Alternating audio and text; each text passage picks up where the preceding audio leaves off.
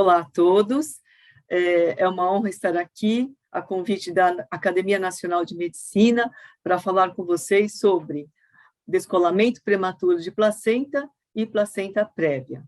Meu nome é Sueia Zaksum, sou professora adjunta do Departamento de Obstetrícia da Escola Paulista de Medicina, Universidade Federal de São Paulo, coordeno o Centro de Referência em Doença Trofoblástica Gestacional do Hospital São Paulo, e declaro não ter conflitos de interesse para essa apresentação. Então, vamos iniciar falando sobre descolamento prematuro de placenta. O descolamento prematuro de placenta, normalmente inserida do seu sítio de implantação na parede uterina, antes do parto e após 20 semanas de gestação. Então, este é o conceito de descolamento prematuro de placenta. E, na língua inglesa, nós encontramos esse tema com esse nome, placental abruption, que vem do latim abruptio placenta, que significa um acidente súbito, repentino, na maioria dos casos, mostrando que o descolamento prematuro de placenta é um evento súbito, agudo, na maioria das vezes. A incidência ao redor do mundo do DPP é em torno de 0,4% a 1%. E no Brasil, isso é em torno de 1% de todas as gestações, como mostrou essa pesquisa Nascer no Brasil, né? Que teve uma prevalência em torno de 1 a 1,3%. Lembrando que, quando se trata de mulheres hipertensas, esta incidência dobra, fica em torno de 2%. Então, mostrando a grande relação do descolamento prematuro de placenta com um antecedente de hipertensão na gravidez. É importante também lembrar que 40% a 60% dos casos de DPP acontecem antes de 37 semanas, ou seja, é uma causa, o DPP, importante de prematuridade. Por que acontece esse descolamento? Então, vamos lembrar lá na formação da placenta. A gente tem a decídua basal, e na decídua basal, a gente tem as arteríolas espiraladas.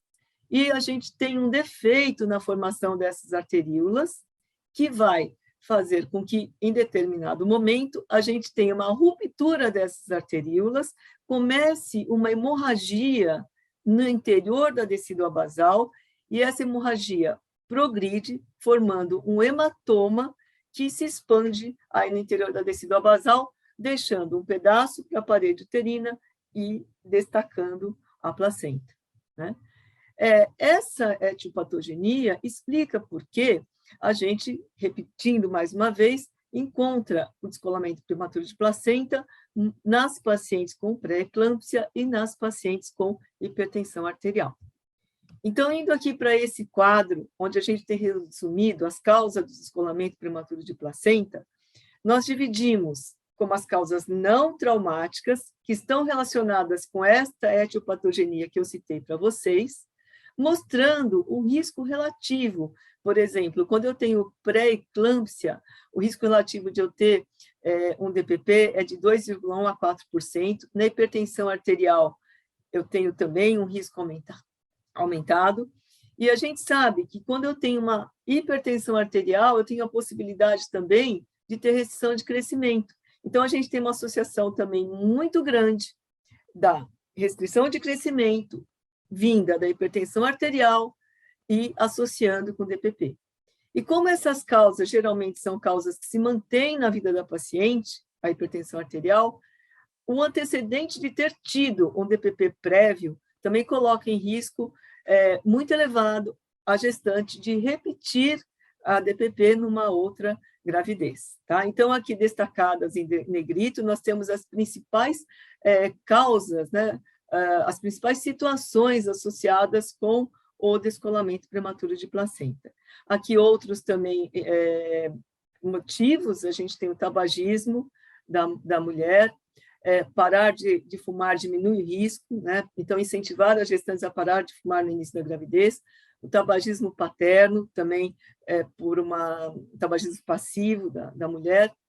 Quando a mulher não é hipertensa e a gente tem um caso de DPP, pensar no uso de álcool e cocaína, a cocaína porque causa uma vasoconstricção, e isso pode levar aí ao desencadeamento do descolamento. O hematoma subcoriônico ou retroplacentário no primeiro trimestre, porque naquele momento eu tenho uma implantação prejudicada, e isso no futuro pode levar a DPP, a coriomeninite, e a hiperhomocisteínemia e trombofilias também são causas, então, não traumáticas do DPP. Aí a gente tem as causas traumáticas, que tem uma etiopatogenia um pouco diferente dessas que a gente citou anteriormente. Então, por exemplo, acidentes com impacto sobre o útero, um acidente automobilístico em que você tem um impacto sobre o útero, ou mesmo numa queda, por exemplo, de moto, que você também, embora possa não ter um impacto direto, eu posso ter o desencadeamento de um DPP. As causas internas, traumáticas internas, por exemplo, quando eu tenho um polidrâmino e eu tenho escoamento muito rápido numa ruptura de membrana, você tem um conflito de superfícies, então você tem aquele útero que estava aumentado de tamanho, escoa rapidamente, o útero contrai e a placenta que estava inserida naquela parede, a parede retrai e a placenta tende a descolar. Então, lembrar muito disso. Então, no polidrâmino e em situações que eu tenho útero muito aumentado, por exemplo, numa gestação gemelar, com o nascimento do primeiro feto. Então, são duas situações que eu posso ter também o DPP de causa traumática interna. E aqui nessa figura, nós temos que o DPP, ele é representado, então, como a gente disse no começo, por uma situação de sangramento, que é exteriorizado, e você tem a mulher que refere um sangramento transvaginal. Então, é um hematoma retroplacentário que vai descolando aqui as membranas coriominióticas e a esterilização do sangramento. Você tem uma hemorragia externa e fica o diagnóstico facilitado. Mas nós precisamos lembrar que há situações em que esse sangramento ele fica oculto, né? Porque o sangramento fica retido aqui atrás da placenta e você não tem o escoamento.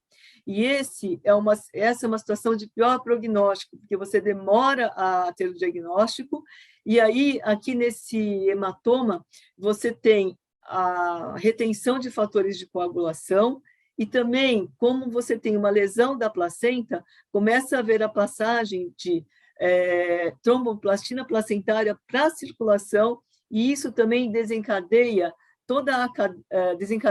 o acionamento da coagulação, e eu posso ter um outro fator aí superajuntado para provocar uma coagulação intravascular disseminada a uma coagulopatia. Então, é muito importante prestar atenção naquelas gestantes que têm uma queixa de dor, são hipertensas, mas que eu ainda não estou vendo sangramento. Então, eu vou examinar, e se tiver hipertonia junto, mesmo sem o sangramento, eu tenho que pensar e fazer o diagnóstico do descolamento prematuro de placenta. Lembrar que o feto, nessa perda de sangue, essa perda de sangue é mais materna, mas o feto é comprometido porque o descolamento vai levar a uma falha aí na oxigenação dele, né? Podendo levar ao óbito. Bom, aqui nesse gráfico, nós temos, nessa linha, são os casos de DPP, então, a taxa de prematuridade e de mortalidade perinatal. Então, mostrando que as causas de DPP, quando eu tenho DPP, a mortalidade perinatal é muito maior do que pelas outras causas de prematuridade. Por quê? Porque a prematuridade no DPP, como já foi dito anteriormente, está muito relacionado com restrição de crescimento, elevando, então, a mortalidade perinatal. Então, lembrar, descolamento prematuro de placenta acontece abaixo de 37 semanas e eu tenho uma alta chance de ter tanto um óbito fetal intraútero, se eu não for rápido na resolução dessa situação, como eu também tenho um aumento da mortalidade pós-natal, perinatal. Então, para falar mais uma vez disso, vamos prestar muita atenção nos casos de DPP, porque ela representa um perigo tanto para a mãe, porque leva a hemorragia, a um choque hipovolêmico, pode levar, então, a distúrbios de coagulação e pode levar também a paciente à histerectomia, porque pode levar a um quadro de infiltração uterina pelo coágulo, levando a um útero de Cuveler, que se relaciona com a atonia uterina. Então, o DPP também pode levar à atonia e resultando na histerectomia. E como também foi falado, na morbidade perinatal, tanto óbito fetal quanto prematuridade. Qual que é o quadro clínico do DPP? Então, vamos pensar naquele DPP que está descolando a maior área da placenta e pelo menos 50% dela, eu terei o quê? Uma dor súbita, na maioria das vezes, mas não sempre, o sangramento transvaginal, a hipertonia uterina. E o que é muito importante? Eu vou ter desacelerações variáveis ou tardias recorrentes, redução da variabilidade da frequência cardíaca fetal, bradicardia, e na cardiotocografia eu posso ter um padrão sinusoidal da frequência cardíaca fetal, culminando depois com a morte. Então, lembrando, repetindo, é uma dor súbita, hipertonia e bradicardia fetal. Esse quadro tem que me acionar no meu cérebro, acender todas as luzes de atenção, que é um quadro de descolamento prematuro de placenta, principalmente quando associado com hipertensão arterial. Então, bradicardia fetal e dor numa mulher na segunda metade da gravidez, eu tenho que pensar no DPP. E aí eu terei associado hipertonia e hemorragia na maior parte das vezes. Lembrar que o diagnóstico do DPP é clínico, baseado nesses elementos que eu citei anteriormente, tá? Os diagnósticos diferenciais são com esses aqui que estamos descrevendo, então, placenta prévia, apendicite, infecção urinária, trabalho de parto prematuro, degeneração miomatosa, torção de ovário, dor muscular, tá? Lembrar que a ultrassonografia no DPP nos ajuda muito pouco. Por quê? Porque o coágulo que se forma ali atrás da placenta, na hora que ele está se formando, ele tem a mesma ecogenicidade da placenta normal e ele não vai nos ajudar a fazer esse diagnóstico. E aqui a gente tem, né, os valores de sensibilidade, especificidade, valor preditivo positivo e negativo, que resulta no quê? Que a ultrassonografia falha no diagnóstico de pelo menos 50% dos casos de DPP. Ou seja, é melhor eu ter experiência clínica para fazer esse diagnóstico e não me basear na ultrassonografia, tá? Porque uma ultrassonografia negativa não exclui DPP e muitas vezes eu pedir uma ultrassonografia, eu estou perdendo tempo em vez de fazer uma conduta rápida, e esse tempo que eu uso fazendo a ultrassonografia pode custar a vida do feto. Então, eu tenho que ser muito rápido na minha decisão, baseado na hipertonia e na bradicardia fetal. Aqui é um exemplo de ultrassonografia mostrando uma placenta normalmente inserida, e aqui eu tenho um hematoma retroplacentário num DPP. Mas por que eu estou mostrando isso? Porque é menos comum, mas eu posso ter um DPP crônico, né? Esses casos de DPP crônico, eles se confundem muito com trabalho de parto prematuro, e estão muito associados com aneuploidias, por exemplo, síndrome de Down, e sangramento no primeiro trimestre. Então, é aquela placenta que já teve uma alteração na sua formação e que no terceiro trimestre vai evoluir com o descolamento crônico de placenta. Então, lembrar que a ultrassonografia pode nos auxiliar nesses casos, que você não tem ainda um comprometimento fetal muito sério e que corre com o descolamento mais lento. Mas lembrar que isso é exceção. Lembra lá do nome, do conceito, abrupto placenta. Na maioria das vezes é um quadro agudo, né? E que não me deixa dúvida, porque eu tenho hipertonia e bradicardia fetal junto com sangramento. Esse é o útero de Cuvellar que eu citei para vocês. A gente percebe o útero infiltrado.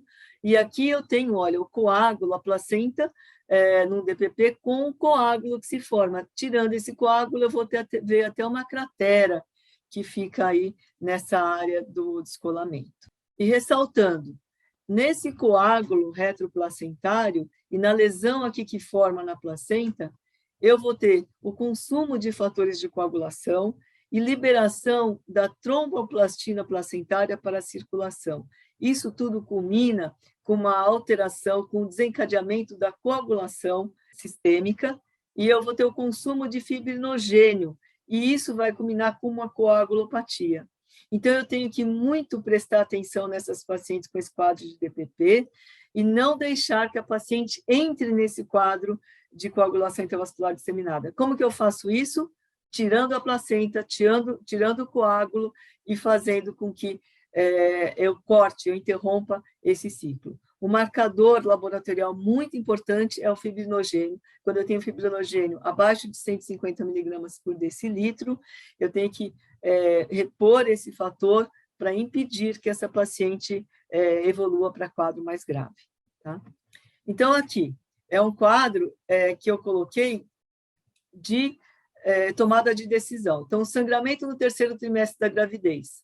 Eu vou examinar sempre, a paciente chegou lá no terceiro trimestre com sangramento no pronto-socorro. Eu vou avaliar o tônus uterino. Eu tenho hipertonia uterina, eu tenho que pensar, descolamento prematuro de placenta.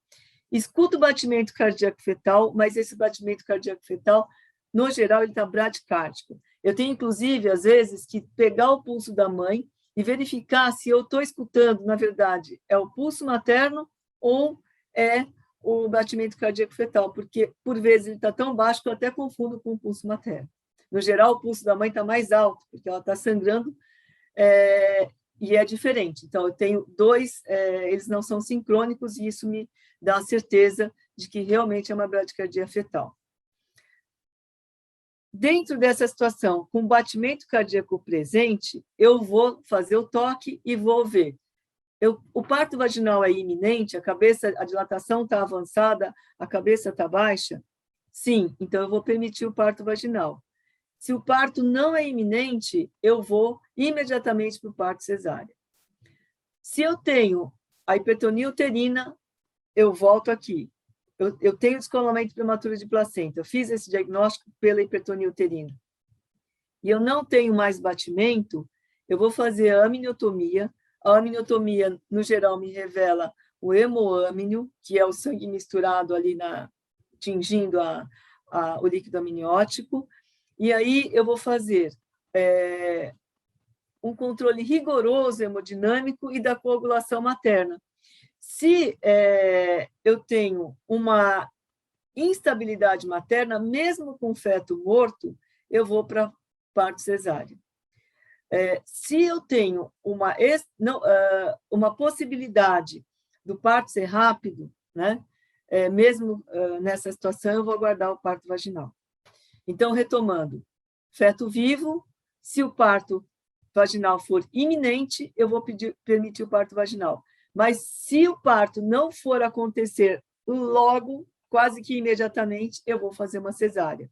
Então, na maioria das vezes, no feto vivo, no DPP, a conduta é a cesariana.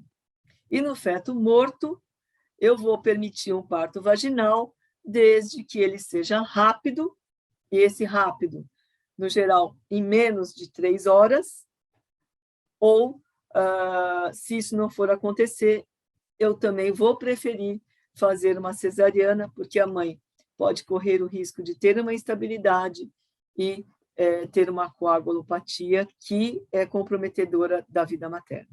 Tá? Se o tônus uterino é normal, o diagnóstico diferencial vai ser com placenta prévia ou vasa prévia, que a gente vai abordar em seguida. O que é a placenta prévia? É aquela placenta implantada no segmento inferior do útero, né? Aqui eu tenho uma placenta normalmente implantada. Então, orifício interno do colo, que é o limite inferior do segmento inferior do útero, e essa região é o segmento inferior. Aqui a placenta está no corpo uterino, numa posição normal. Aqui, nesse caso, a placenta está no segmento inferior. Então, eu digo que ela é uma placenta prévia. A placenta prévia, ela pode ser central, e ela pode, como a gente mostra aqui nesses dois casos, então, uma placenta prévia central completa, onde toda a área do orifício interno do colo é recoberta pela placenta, e aqui uma placenta prévia parcial, onde parte da placenta recobre, onde parte do orifício interno está recoberto pela placenta. Aqui eu tenho uma placenta prévia marginal, onde a placenta está no segmento inferior, ela atinge o orifício interno, mas não ultrapassa. E aqui a placenta prévia lateral, onde a placenta está no segmento inferior, mas a sua borda não atinge o orifício interno do colo. Tá? Quais são os fatores de risco para a placenta prévia? A idade materna avançada, a multiparidade, e o mais importante aqui é a parto cesárea prévia. Dificilmente eu tenho uma placenta prévia numa mulher nulípara ou numa mulher sem cesárea anterior. Então, esse antecedente de parto cesáreo prévio é muito importante. Gestação múltipla e tabagismo são outros fatores de risco. A placenta prévia, ela clinicamente se mostra como um sangramento no terceiro trimestre. Mas, hoje, a gente faz ultrassonografia e temos aquela ultrassonografia lá na 20ª semana. E, na 20ª semana, a gente pode ver já a placenta atingindo ou não o orifício interno do colo. Quando a placenta não atinge o orifício interno do colo, eu não preciso me preocupar com essa gestante. Mas se eu tenho uma placenta que está no segmento inferior e atinge o orifício interno do colo, eu tenho que entender o quanto que ele atinge. Se atinge ou ultrapassa em menos que 2 centímetros, eu tenho que fazer uma ecografia seriada a partir da 28ª semana para saber se, quando chegar lá no termo, essa placenta continuará no orifício prévia. Agora, quando, na 20ª semana, a placenta atinge o orifício interno e ultrapassa em mais de 2 centímetros, essa placenta continuará prévia no termo. Então, aqui eu tenho esses 2 exemplos aqui, superiores. Aqui essa placenta, vocês veem, aqui o orifício interno, ela atinge e ultrapassa, ela recobre completamente. Essa placenta, mesmo no termo, continuará prévia. Da mesma forma, essa placenta aqui, que atingiu o orifício interno e ultrapassou em mais que 2 centímetros, também continuará prévia. Essa outra placenta, ela está atingindo, mas não ultrapassa. Então, essa daqui que merece ser monitorada a partir de 28 semanas para sabermos se ela continuará prévia. E nessa outra situação, como ela não atinge, nesse momento, com 20 semanas, ela é prévia, mas ela não será lá no termo da gravidez. Qual que é a conduta na placenta prévia? Então, o quadro clínico, eu só vou ter alguma conduta específica quando a paciente tiver algum sangramento. Então, se a paciente tem sangramento, eu devo fazer uma internação hospitalar. Como que é o sangramento na placenta prévia? É um sangramento indolor, imotivado, de início e cessar súbito, e ele é progressivo, ou seja, uma mulher que tem placenta prévia, ela sangra várias vezes durante a gravidez. Né? No geral, ela começa com sangramento pequeno, e depois ela tem outros episódios que serão cada vez mais volumosos. E, no geral, esse sangramento também ele não tem um fator desencadeante. A mulher está, no geral, em repouso, às vezes dormindo, e ela começa a sangrar. Então, por isso que a gente diz que ele é indolor e imotivado. E do mesmo jeito que ele começa, ele para. Né? Quando essa paciente tem um sangramento, a gente interna. E ela fica em repouso até cessar esse sangramento. A dúvida é sempre, eu posso dar alta depois do primeiro sangramento e fazer um tratamento domiciliar?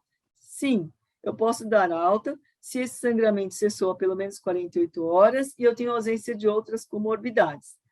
Da paciente, então, ser capaz de retornar ao hospital dentro de 20 minutos, ser capaz de manter repouso no leito em casa, entender os riscos do sangramento, então ela tem que, não pode ter relações sexuais e tem que ter um acompanhamento 24 horas por dia, ou seja, essa paciente, ela deve ficar em casa, em repouso, numa situação que ela possa voltar ao hospital se voltar a ter um sangramento, e voltar rapidamente, em menos de 20 minutos. Tá?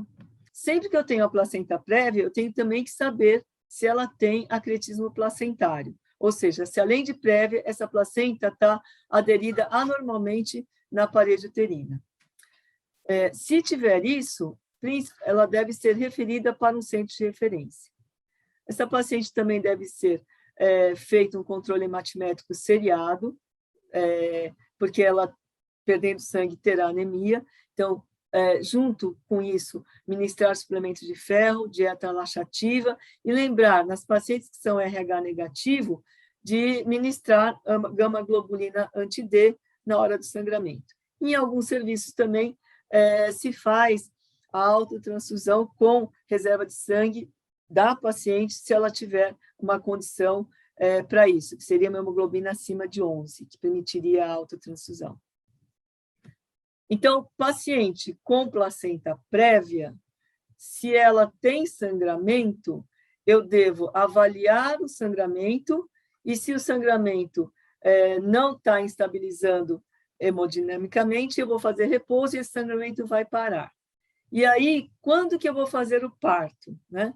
Eu vou fazer o parto entre 36 a 37 semanas e 6 dias, de preferência eletivamente. Eu não devo avançar além dessa idade, porque além dessa idade, os riscos de hemorragia grave e parto de emergência são maiores que os riscos associados com a prematuridade nessa idade gestacional. E na placenta prévia, caso a paciente ainda não tenha recebido corticoterapia, eu posso estender o uso da corticoterapia para além de 34 semanas, até 36 semanas e 6 dias, com o objetivo de melhorar a maturidade pulmonar. Né? E a via de parto? A via de parto, na grande maioria das vezes, é a cesariana. Então, quando eu tenho a placenta prévia central ou com distância menor que 20 milímetros do orifício interno do colo, eu devo fazer uma cesariana com uma histerotomia fugindo da placenta. Então, é muito importante que eu possa ter ou uma ultrassonografia intraoperatória ou logo antes da cesárea, para eu saber a localização da placenta e fazer a estereotomia fugindo dessa placenta. Tá? Então, por exemplo, fazer uma segmentar transversa um pouquinho mais alta, ou então até mesmo um segmento corporal, dependendo da situação, para fugir desse sangramento. Quando a placenta ela tem 20 milímetros, a borda inferior, acima de 20 milímetros do orifício interno do colo, eu posso fazer uma tentativa de prova de trabalho de parto. Mas a qualquer sangramento, eu mudo a via para cesariana. Bom, aqui, então, como que eu faço na placenta prévia, né, a conduta? Toda vez que eu tenho uma paciente com placenta prévia diagnosticada, então, preferentemente que eu tenha uma ultrassonografia lá com 20 semanas, que eu consiga saber disso antes dela começar a apresentar o sangramento, porque o sangramento vai acontecer lá no 3º trimestre, né? Então, eu devo fazer, idealmente, além da ultrassonografia por via abdominal, a ultrassonografia por via transvaginal, né? Nessa ultrassonografia por via transvaginal, eu quero verificar se eu tenho sinais de acretismo. Na ausência de sinais de acretismo e na ausência de fatores de risco, e quando a placenta é posterior, eu vou fazer esse parto eletivamente em torno de 36 a 37 semanas e vou pensar que eu vou lá durante a cesárea fazer a dectação da placenta sem problema. Quando eu tenho Ausência de sinais de acretismo. No entanto, a paciente tem 2 ou mais cesarianas prévias e a placenta está inserida na parede anterior, mesmo com ultrassom dizendo que não tem acretismo, eu tenho que levar essa paciente para um centro de referência em atendimento de placenta prévia e fazer um ultrassom tridimensional, com pessoas especializadas, utilizando Power Doppler, porque isso vai melhorar a minha acurácia. E aí, se eu realmente vejo que não tem acretismo, eu vou fazer o parto aqui, com 36, 37 semanas. Mas se eu tiver sinais de acretismo, eu vou fazer o parto numa idade gestacional mais precoce, entre 34 a 36 semanas, e em um centro de referência, porque quando a paciente tem acretismo, o risco cirúrgico é muito maior.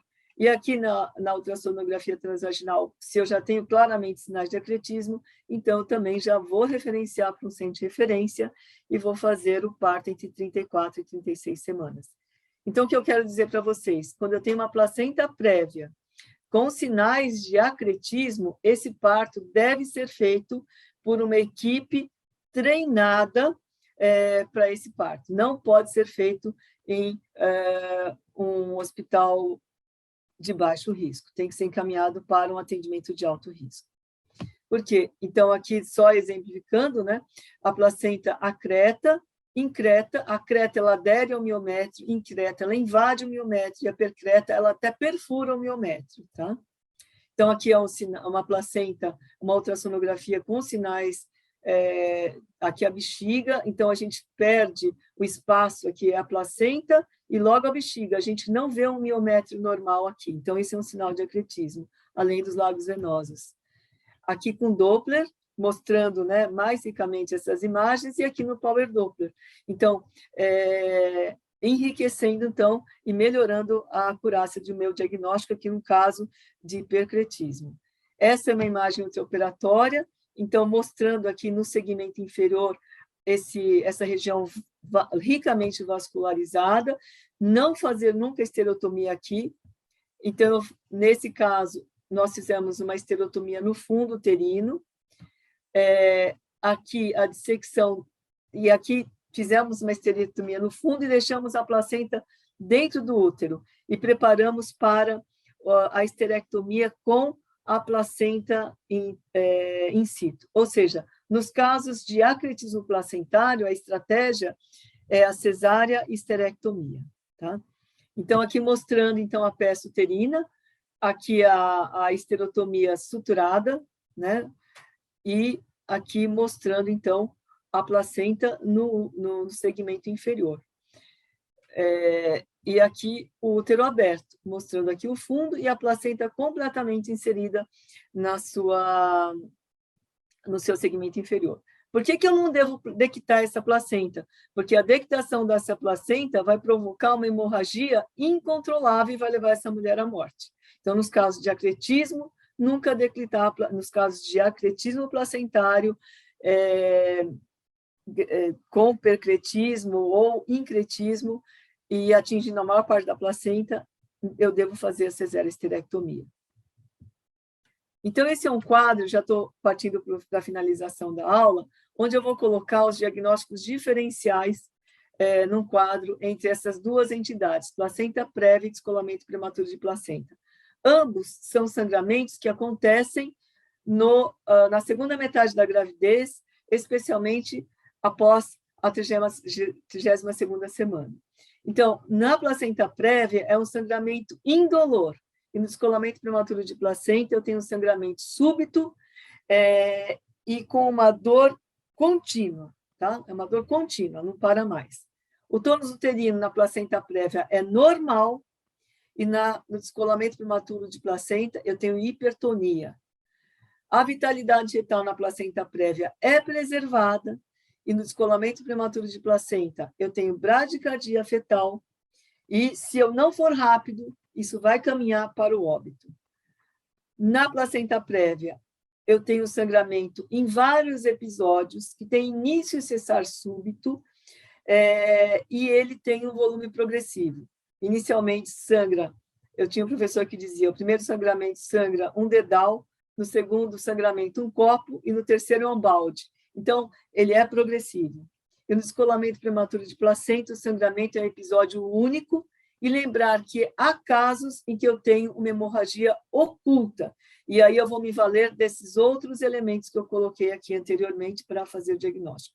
Os fatores associados na placenta prévia são as cesáreas anteriores, as curetagens uterinas, miomas, tabagismo. Tudo aquilo que altera o endométrio, fazendo que eu tenha uma desvisualização inadequada. E o descolamento prematuro de placenta se relaciona com hipertensão arterial, pré-eclâmpsia, trombofilias, DPP em gestações anteriores, com uso de cocaína e crack. Na placenta prévia, o diagnóstico geralmente é ecográfico antes de iniciar o quadro clínico. Então, se eu tiver feito uma assistência pré-natal adequada, na carteira de pré-natal já está marcado que a paciente tem uma placenta prévia e que nesse momento que ela chega, ela está apresentando sangramento. E no caso de descolamento prematuro de placenta, o diagnóstico é clínico, eu devo dispensar a ultrassonografia e me basear nesse quadro já descrito, tá bom? E aqui, então, finalizando mais uma vez, então, o diagnóstico de placenta prévia é feito durante a assistência pré-natal. O risco para a placenta prévia são as cirurgias uterinas prévias, principalmente os partos cesáreas.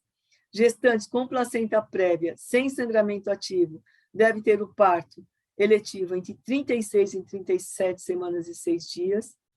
Placenta prévia em parede anterior e recobrindo o orifício interno do colo do útero em gestantes com 2 ou mais cesáreas tem risco superior a 40% de acretismo placentário e devem ser encaminhados para hospital de referência. Gestante com placenta prévia e acretismo placentário devem ter parto cesáreo eletivo entre 34 semanas e 36 semanas e 6 dias. E o diagnóstico de DPP é eminentemente clínico e, por vezes, por exclusão das outras causas de sangramento no terceiro trimestre. Obrigada, mais uma vez, pela oportunidade de estar aqui com vocês e estou à disposição para o nosso debate após estas aulas. Muito obrigada.